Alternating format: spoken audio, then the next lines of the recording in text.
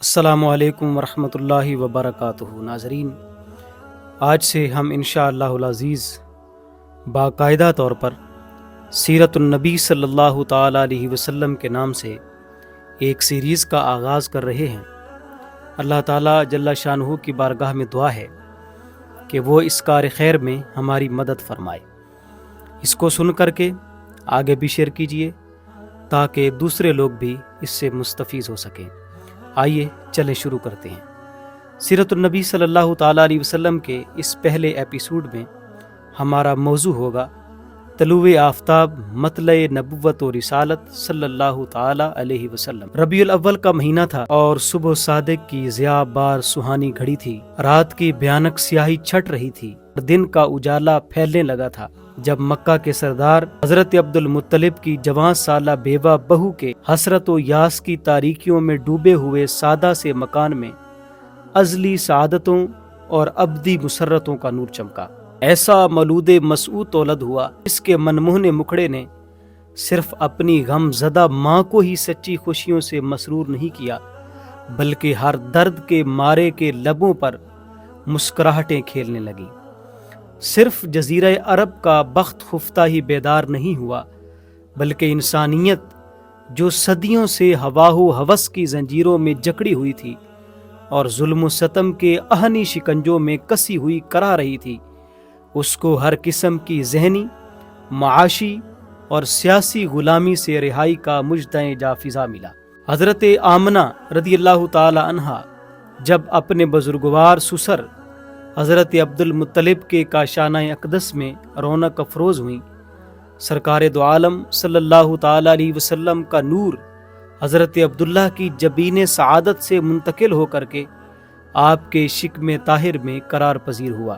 حضور کی ولادت باسعادت سموار کے روز 12 ربیع الاول شریف کو ہوئی۔ حضرت آمنہ فرماتی ہیں، جس رات کو نبی کریم صلی اللہ تعالی علیہ وسلم کی ولادت باسعادت ہوئی، میں نے ایک نور دیکھا جس کی روشنی سے شام کے محلات جگمگا اٹھے، یہاں تک کہ میں ان کو دیکھ رہی تھی۔ اور فرماتی ہیں ہر طرف نور ہی نور نظر آ رہا تھا۔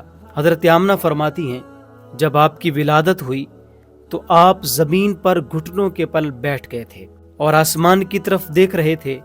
آپ کی ناف پہلے ہی کٹی ہوئی تھی۔ شاعر دربار رسالت حضرت حسان بن ثابت کو اللہ تعالیٰ نے طویل عمر عطا فرمائی۔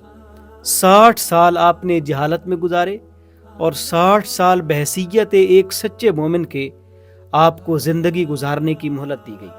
آپ فرماتے ہیں میری عمر ابھی 7-8 سال تھی، مجھ میں اتنی سمجھ بوجھ تھی کہ جو میں دیکھتا اور سنتا تھا وہ مجھے یاد رہتا تھا۔ ایک دن الصبح ایک اونچے ٹیلے پر یثرب میں ایک یہودی کو میں نے چیختے چلاتے ہوئے دیکھا اور وہ یہ اعلان کر رہا تھا، یا معشر یہود فاجتمعوا الی، اے گروہ یہود سب میرے پاس اکٹھے ہو جاؤ۔ وہ اس کا اعلان سن کر بھاگتے ہوئے اس کے پاس جمع ہو گئے اور اس سے پوچھا، بتاؤ کیا بات ہے؟ اس نے کہا، وہ ستارہ طلوع ہو گیا ہے جس نے اس شب کو طلوع ہونا تھا، جو بعض کتب قدیمہ کے مطابق احمد صلی اللہ تعالی علیہ وسلم کی ولادت کی رات ہے۔ حضرت عبد المطلب فرماتے ہیں میں اس رات کعبے میں تھا، میں نے بتوں کو دیکھا کہ سب بت اپنی اپنی جگہ سے سر بسجود سر کے بل گر پڑے ہیں اور دیوار کعبہ سے یہ آواز آ رہی ہے، مصطفیٰ اور مختار پیدا ہوا، اس کی ہاتھ سے کفار ہلاک ہوں گے اور کعبہ بتوں کی عبادت سے پاک ہوگا اور وہ اللہ کی عبادت کا حکم دے گا، وہ اللہ جو حقیقی بادشاہ اور سب کچھ جاننے والا ہے۔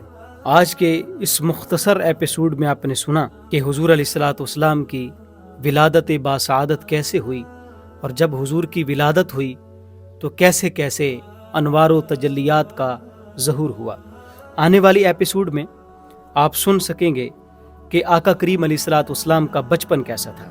اگلی ایپیسوڈ کے لیے ہمارے ساتھ جڑے رہیے، اجازت دیجیے، اللہ حافظ۔